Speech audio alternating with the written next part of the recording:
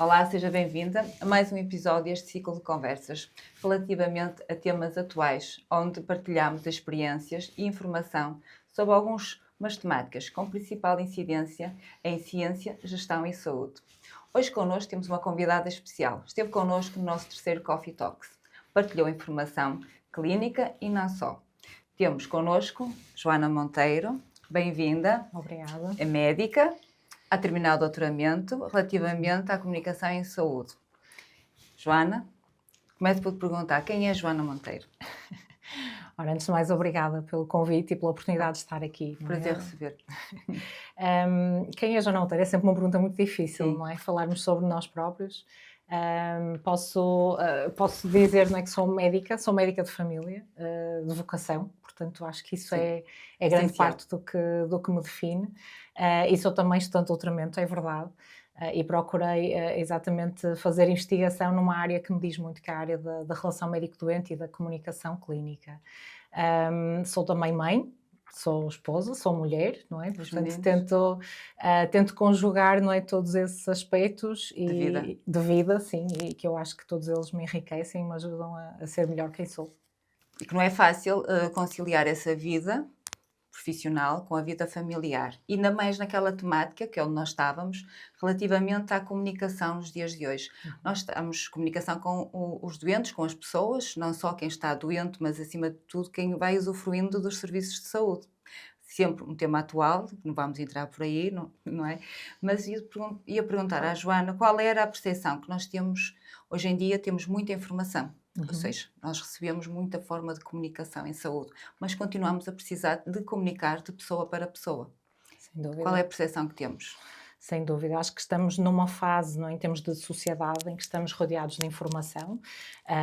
Informação na televisão, sobretudo nas redes sociais, a internet é uma grande fonte de informação e, sobretudo, também em termos de informação em saúde. Mas o termos passivamente mais informação não significa necessariamente mais literacia em saúde, não é? Portanto, esse é um grande problema que, como médicos, também nos vamos deparando. As pessoas têm acesso a mais informação, mas não significa que depois tenham mais conhecimentos na gestão da sua saúde. Muitas vezes, quando os doentes nos procuram, procuram-nos por medos, por preocupações, por receios com a sua própria saúde, mas também muitas vezes a procurar alguma clarificação, alguma orientação no meio de tanta informação que vão recebendo, sobretudo das redes sociais. Das redes sociais e do acesso facilitado à informação que nem sempre é verdadeira. Temos o caso do Dr. Google e agora começam-nos a chegar outras formas de comunicação. O Dr. Google assusta-nos. Mas como é que comunicamos nos dias de hoje para aumentarmos a literacia na saúde? Há aqui dois lados, não é? Na comunicação. Sim. É a comunicação do médico-doente e há depois toda a comunicação que nós recebemos sobre os aspectos de vida da saúde em si. Foi por isso que fizemos também os Coffee Talks e que debatemos informação. Como é que nós podemos fazer, ou que temáticas é que são mais pertinentes para nós abordarmos em termos de conhecimento? Qual é a maior necessidade que chega ao consultório? Há aqui um aspecto que eu queria dizer, é que estes dois tipos de comunicação são complementares, ou seja, acho que é essencial que esteja estabelecida uma relação de confiança com o médico de família e que a consulta possa ser um lugar onde estas questões são ouvidas, onde há disponibilidade para receber, e por isso é que nós muitas vezes também falamos da consulta centrada na pessoa, não é? Que isso é o objetivo. Mas também, sem dúvida, que é importante ter este feedback destas temáticas em que há ainda alguma lacuna de informação, ainda há muitos assuntos que são considerados tabu ou que não há muito espaço para refletir acerca deles. Um deles é a questão da sexualidade, não é? E até por isso também fizemos o Coffee Talk quando tive a oportunidade de participar, mas muitas das questões têm a ver com problemas de saúde mental. Há muitos estigmas, não é? Muito esta noção de uma sociedade perfeita em que a pessoa tem que estar sempre bem, em que não é permitido falhar, não é permitido estar triste, não é permitido estar ansioso, porque somos rodeados de imagens de pessoas que nos mostram uma vida perfeita, que não é. Depois cheguei ao consultório e aquele momento, costumava, antigamente dizia-se ao médico, ao advogado e ao padre, acho que era assim, não podemos mentir. Exatamente. Então, a confidencialidade dentro de um gabinete médico é maior. Há muitas partilhas de histórias. Sem dúvida. Muitas vezes que a realidade fora não demonstra aquilo que é desabafado dentro de um consultório. Exatamente. Há essa percepção? Há. E eu acho que esse é um dos aspectos que eu costumo dizer que é quase um aspecto sagrado, da nossa Sim. profissão, não é? Esse aspecto da confidência, não é? Do doente sentir que naquele momento, eu costumo dizer, dentro daquelas 4 paredes, aquilo que é ali dito fica entre nós e que muitas vezes é uma partilha que não há mais nenhum lugar para ter, nem com os próprios cônjuges, nem com a família, às vezes lá está, nem com o padre. Estes assuntos se falam, por isso atribui uma grande importância realmente àquilo que nós fazemos, e cada vez há esta percepção de que há mais necessidade de tempo e de disponibilidade para ouvir estas questões. Será porque a parte, e os profissionais de saúde, em grande parte, não fazem um julgamento, principalmente quando estão a realizar o seu ato, um médico ou outro profissional que esteja no exercício da profissão, normalmente não fazem o juízo de valor, ou fazem-no de uma forma muito, eu diria, se calhar intimamente, não é? Temos todos nós os princípios e os valores, mas o crivo não é aquele julgamento, é aceitar a pessoa como ela é. Exato. E tentar ajudá-la independentemente da etiologia, seja ela religiosa, legal, a raça, podíamos ir por aí fora. Há essa percepção, será por isso? Eu gostava de acreditar que sim, aliás, esse é um dos pressupostos da nossa prática, é exatamente a aceitação incondicional, não é, do outro, e não fazer juízos de valor, Julgamento. embora isso seja difícil, porque somos pessoas e às vezes Sim. também podemos correr o risco de transparecer algo que não queremos, não é? Daí tão importante também o treino nas competências de comunicação e esta reflexão e análise sobre aquilo que fazemos, mas sim, faz parte, não é, do nosso código deontológico, e deve ser aquilo que também que nos guiamos em não fazer qualquer tipo de juízo de valor. Sim. E se calhar é por isso que nos dias de hoje, numa sociedade de perfeição, que as pessoas desabafam mais dentro do consultório, ou essa comparação se calhar não podemos fazer? Ou comunicam mais? É difícil, É é difícil? difícil, e eu sinto é que as pessoas muitas vezes também começam a ser privadas de relações sociais, apesar de haver em momentos de convívio, há uma grande pressão a nível do trabalho, as condições de trabalho sabemos que não são as ideais, há sempre a preocupação com o desemprego, com as questões financeiras, e às vezes há questões muito íntimas, não é, que não se partilham com mais ninguém, e daí haver essa procura dentro do gabinete. Mas também há esta percepção de que nem sempre as pessoas encontram essa disponibilidade. E para desabafar, ou às vezes vão às consultas para conversar com alguém, será? Também? Também, não Para é? Mas desabafar. muitas vezes também há assuntos médicos que têm que ser tratados, mas eu costumo dizer, como é que eu vou tratar alguém que tem diabetes, que tem hipertensão, se também não abordar estes assuntos que são tão importantes para ele, não é? É difícil nós conseguirmos Sim. motivar as pessoas, por exemplo, para a mudança de estilos de vida, se percebemos que há outras questões que são também elas muito importantes e que não estão a ser abordadas, portanto tem que haver lugar para isso, e sabemos é que há muita dificuldade de acesso, há dificuldades relacionadas com o tempo da consulta que muitas vezes também limitam a qualidade desta interação. Como é que nós, e é um tema que se calhar é mais difícil, mas nem tudo é sempre feito, é difícil muitas vezes comunicar até notícias menos boas. Sim, sim. E como é que fica o papel do médico nessa comunicação? É uma tarefa difícil, mas para a qual nós também temos formação para a fazer. Óbvio que tem que ser com muita sensibilidade, e que quanto melhor nós conhecemos a pessoa que está do outro lado também, eu não vou dizer mais fácil, mas menos difícil será transmitir a notícia e, sobretudo, ajudar na gestão da questão emocional. Acho que não podemos separar isso, não é? Todas as más notícias têm uma parte racional e de informação que as pessoas sim, querem e um receber, caminho. mas há também a necessidade do apoio emocional, e que muitas vezes nós sabemos que é o único que podemos dar, mas talvez seja o mais importante. Que a parte mental e a parte da esperança ou da comunicação têm um papel importante na recuperação. Exatamente. É verdade. Exatamente. E neste rol, e porque há muitos atendimentos, qual é a maior causa, além daquelas da rotina, atualmente a medicina familiar é mais procurada por quê? Quais eram as temáticas que nós aqui encontramos que era preciso explorar na sociedade? Sem dúvida, além daquilo que são as situações de doença aguda, que é normal e que são Sim. sazonais, são as questões da saúde mental. Está A muito ansiedade, a depressão, sim, são um grande motivo de procura. Como eu disse, muitas vezes também resultam de um fraco apoio social que as pessoas possam ter e das questões do trabalho e mesmo até de questões de dinâmica familiar, não é? Como eu digo, apesar de tudo, há muita informação e percebemos que a sociedade evoluiu em muitos sentidos, mas há questões básicas que às vezes também não estão a ser asseguradas, não é? E que fazem com que as pessoas sofram com isso e que muitas vezes não manifestando esse sofrimento, isso acaba por causar doença física. E as sim, pessoas também nos a procuram. sintomatologia do Exatamente. outro lado. Mas tem aumentado ou estão mais à vontade para comunicar?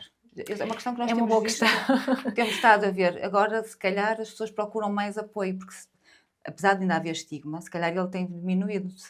Poderemos Sim, percepcionar dessa forma. Será eu uma evolução gostava. positiva? Eu gostava de acreditar que sim, eu gostava Sim, de acreditar que sim e que vamos as acreditar pessoas que sim. vão estando sensibilizadas para o tema e percebem que podem procurar ajuda. É verdade que há muitos meios, mas o estigma continua lá e, portanto, se nós, como profissionais de saúde, também não procuramos ativamente estas questões, não é? Quando percebemos que um doente está diferente, até porque, por exemplo, como médica de família, eu conheço os meus doentes e consigo perceber que às vezes estão em fases diferentes e que estão, portanto, mais Sim, introspectivos ou mais calados e alguma coisa que eu possa notar, tenho esse dever, não é, de explorar e de ajudar a que, se houver ali um problema, ele possa ser abordado, não é? sim, e esse era um ponto importante. Há um acompanhamento dos doentes. Começa-se a conhecer Sim, alguns ao longo de uma vida e a acompanhá-los ao longo de uma vida. exatamente. Começa a existir uma relação afetiva, ou uma relação profissional, mas de um certo carinho, digamos, pelos aqueles utentes ou doentes que são seguidos ao longo de é o início ou o meio de uma carreira, mas que se irá prolongar provavelmente ainda por muitos anos. Começa-se a sentir que se conheces os utentes, Joana, Sim, sim, sim, que sem se dúvida, sem percepciona. dúvida, porque nós conhecemos estes utentes, não é? Sim, utentes, porque alguns não são doentes, Sim, é efetivamente isso, é o vão acompanhamento numa dos utentes das procura, não é? pessoas. De cuidados de vigilância e cuidados preventivos, mas nas diferentes fases da sua vida, não é? Portanto, realmente é algo muito especial poder acompanhar alguém que conhecia ainda como adolescente e E depois depois vê-la como jovem adulto, eventualmente acompanhar uma gravidez, ver os filhos, conhecer os pais, os avós, perceber, não é, que conheço também a comunidade em que as pessoas estão inseridas e que isso me dá um conhecimento completamente diferente, não só daquela pessoa, mas também no momento em que surge alguma doença, do impacto que isso tem na pessoa como um todo, não como um é? A todo, a chamada família. visão holística, não é, Sim, que nós temos. da família, de todos os membros Exatamente. da família.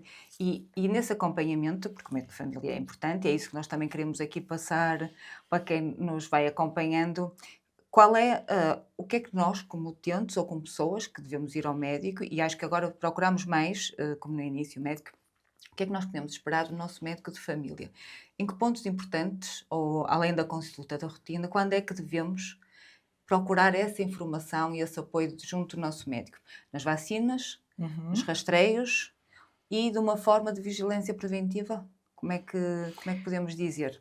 Sim, existem vários esquemas de vigilância, não é? Sim, Que estão previstos. De uma forma geral, eu acho que as pessoas devem procurar o seu médico de família sempre que sentirem que algo não está bem ou que surgir alguma questão relacionada com a sua saúde que queiram ver esclarecida.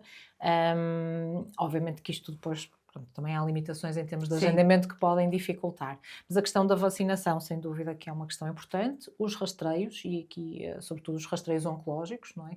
exato. Que no caso das mulheres, não é? A partir dos 25 anos e depois a mamografia a partir dos 50, no caso do rastreio do cancro do intestino também a partir dos 50 anos, mas depois há outro tipo de vigilância que é feita, sobretudo naquilo que diz respeito à saúde da parte cardiovascular, portanto, para a avaliação das Das, tensões, do colesterol, e de uma forma geral, portanto, uma avaliação global que inclui não só os o aspectos acompanhamento, físicos, não é? Mas de uma também estes forma aspectos preventiva, ir psicológicos que lá, fomos falando, não até é? para irmos acompanhando a nossa evolução ao longo da vida e as alterações para prevenirmos qualquer alteração que nos tire aquilo que é uma qualidade de vida, até Exato, onde a medicina é possível ir, não é? exatamente, que também tem as suas limitações. E de todos os rastreios, qual é aquele que é mais importante as pessoas manterem-se ativos e não descurarem? E são todos importantes, mas qual é o que tem mais dificuldade das pessoas fazer o comprimento?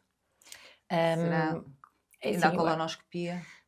apesar de tudo, hoje em dia temos assistido a uma evolução no que diz respeito aos rastreios, pelo facto de eles já serem, alguns deles, de base populacional, ou seja, as pessoas recebem uma carta convite no seu domicílio para poderem responder e, portanto, isso não implica necessariamente irem ao médico de família, o que já não acontece muitas vezes, por exemplo, com o exame Papa Nicolau, em que implica as mulheres irem, mas eu acho que, apesar de tudo, há uma maior sensibilização.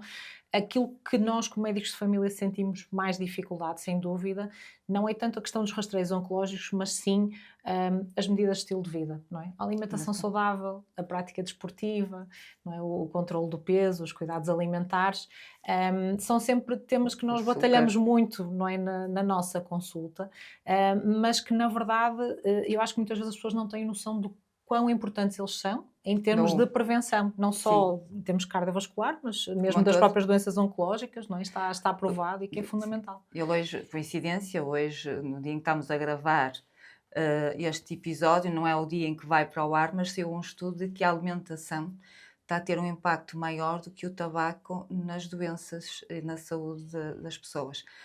Terá a ver com a quantidade de açúcar, com os processados, com os plásticos, no fundo é um conjunto de tudo, mas está a começar a haver essa incidência, já se sente. Sim. Nós já tínhamos essa consciência de uma forma mais empírica, não é? E que agora os estudos vêm confirmar, mas já estava bem estudado, sobretudo, por exemplo, nas doenças oncológicas, O açúcar. a questão do açúcar, dos alimentos processados, mesmo dos alimentos, por exemplo, nos enchidos, não é? Os fumados. E depois também, por outro lado, o impacto que a alimentação tem na recuperação de algumas doenças. E falando, por exemplo, no doente oncológico, a alimentação é importante não só em termos de prevenção, mas depois no doente como que por está... exemplo, devemos de evitar determinado, só para fazer aquele reforço, nós sabemos, mas para não esquecerem aos processados, Sim, ter sobretudo cuidado. evitar os alimentos processados, tentar fazer, não é, aquilo que aqui em Portugal nós temos de bom, não é, a nossa dieta mediterrânica, que nós sabemos que também está provado que contribui para a prevenção de algumas doenças, mas sobretudo depois a questão da atividade física, que é fundamental e que eu acho que também aí começa a haver mais oferta, mas às vezes também há pouca informação e muitas vezes há relutância das pessoas também a começar, porque eu sei que é difícil, não é? Sim, é difícil, Arranjar tempo para isso, não é? Mas são anos de vida que são ganhos. Tem que ser mesmo ali um compromisso com a própria pessoa, às vezes. Exatamente. Mas nós na alimentação, e Joana, muitas vezes, e já tivemos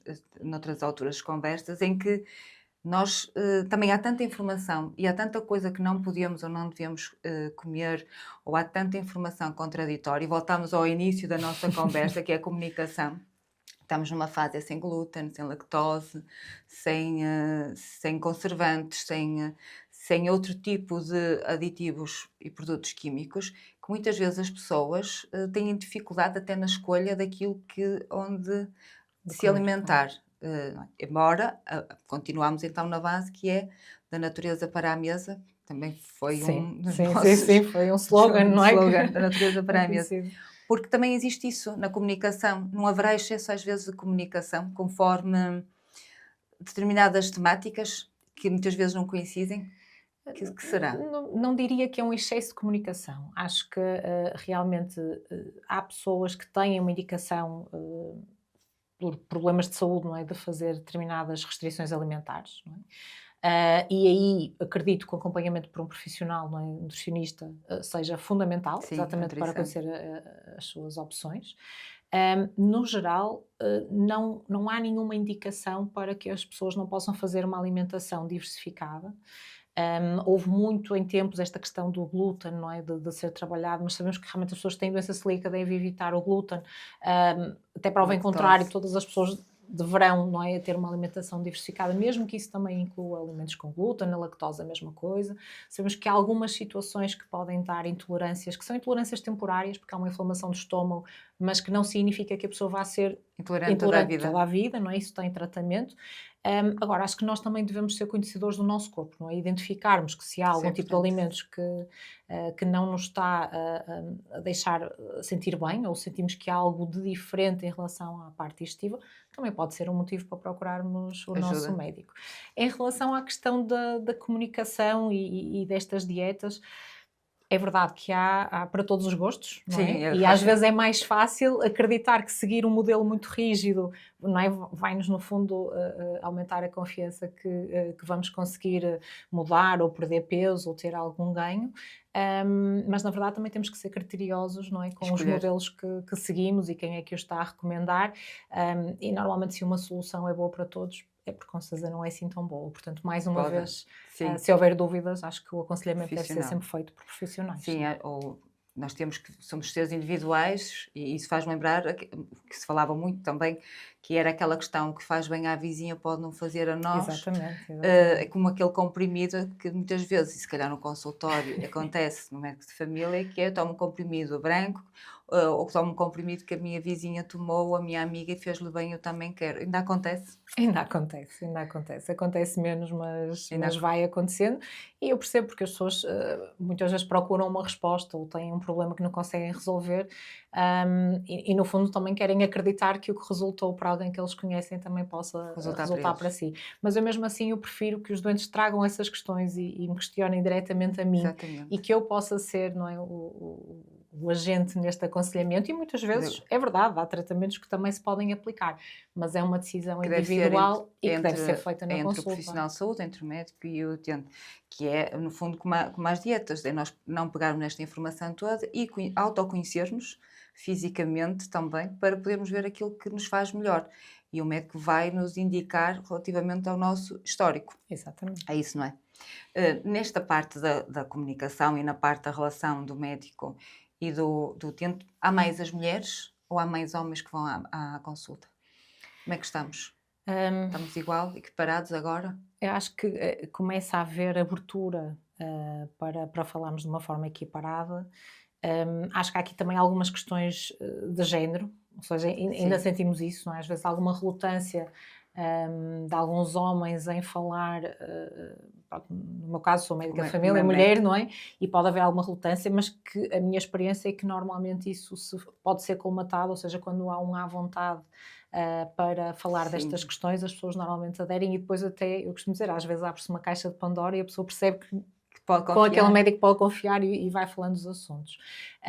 Mas sim, no geral, estas questões, sobretudo no que diz respeito à parte da saúde mental, ainda As sinto isso, que há mulheres mais fala abertura, mais, exatamente, as mulheres se em calhar falar mais. a parte masculina tem mais dificuldade por uma questão cultural em Exato, há um conversar, histórico, não é? é um histórico. Daquilo que era esperado do homem, não é? E de que Sim, estes ser problemas de saúde forte, mental serem problemas de género, mas acho que não esse estigma demonstra, também se vai vai dissipando. alterando, Sim, não sim, sim. demonstram emoções, em termos sociais é esse, mas se calhar até têm na mesma, não é se calhar, eles têm na mesma depressões ou a mesma probabilidade de terem depressões, mas se calhar conversam menos. As mulheres abrem-se mais quando vão ao consultório. De uma forma geral, não Geral, é? Não quer dizer que seja sempre assim. Agora, o que muitas vezes acontece é que as manifestações da ansiedade e da depressão nas mulheres às vezes também são diferentes dos homens, por não é? causa Nos das homens questões muitas vezes, hormonais. sim, por uma questão mesmo de género, normalmente nos homens manifestam-se mais até por irritabilidade, não é? Nas mulheres muitas vezes é mais a questão do choro, da tristeza. Isso também faz com que os sinais de alerta disparem Seja mais diferente. rapidamente com certeza numa mulher do que num homem, não é? Até Sim, porque a irritabilidade no homem, como diz, não é? não é Socialmente sim, é mais pode ser quando aceite, não é? Ou muitas vezes estas questões, não é? Sempre fui assim, já é feitio, e no fundo pode ser uma depressão que está, uma ansiedade que está lá e que não está a ser abordada nem tratada e que é fundamental também discutir. porque as mulheres também estão mais habituadas por uma questão de genética, ou de história de vida, na maternidade, na menopausa, que há um bocadinho falávamos, e por uma questão de necessidade, vão mais vezes, estavam culturalmente mais habituadas a ir aos serviços clínicos. Os homens têm feito esse percurso até relativamente rápido. Uhum. E se calhar no período Covid ainda acelerou um bocadinho a procura dos serviços médicos. Eu acho que houve uma alteração no padrão comportamental, ou não é verificado na prática ou em estudos, isso, alteração do comportamento das pessoas na procura dos serviços médicos. Sim, sim, sim, isso está demonstrado. Nunca tivemos um número tão elevado de consultas presenciais e não Presenciais. presenciais realizadas, não é? Acho que as pessoas no geral ficaram com medo. E perceberam que É estavam importante. expostas a uma doença, ficaram muitas vezes também com sequelas da doença, há muitas pessoas ainda com sequelas do Covid, e no fundo isso também fez com que quisessem fazer mais exames, tentar identificar mais precocemente situações que possam Ficaram, ser resolvidas, é até porque verdade. ficámos ali 2 anos com menos exames, que agora teremos que recuperar em termos de diagnóstico, em termos gerais, não é? Sim, sim, Porque houve ali e uma que nesta alteração, fase, em 2024, já houve, não começa é, a essa evolução. recuperação. E acho é que, no geral, as pessoas ficaram com mais medo e, portanto, procuram mais rapidamente cuidados médicos perante um sintoma menor, não é? Que com certeza há uns anos atrás eram capazes de aguardar e tentar ver se passavam, mas eu acho que isso não foi só o Covid, acho que é Que é geral, é a não é? Nós comunicação. estamos numa sociedade do imediatismo, não é?